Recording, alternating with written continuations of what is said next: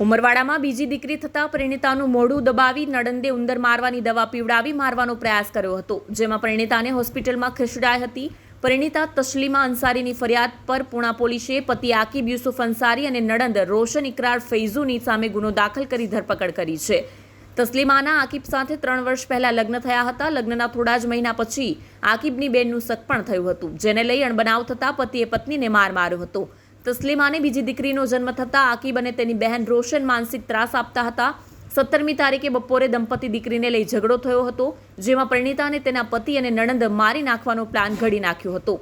જેના માટે પતિએ પત્નીનું મોઢું દબાવી નણંદે ઉંદર મારવાની દવા તેના મોઢામાં નાખી પીવડાવી મારી નાખવાનો પ્રયાસ કર્યો હતો.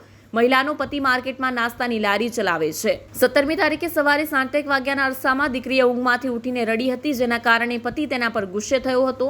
આથી પત્નીએ પતિને દીકરી પર ગુસ્સે ન થવા બાબતે કહેતા ઝઘડો કરી તમાચા મારી દીધા હતા. આ દરમિયાન નણંદ રોશન ત્યાં આવી ગઈ અને તેણે મહિલાનું ગળું દબાવી તમાચો મારી દીધો હતો.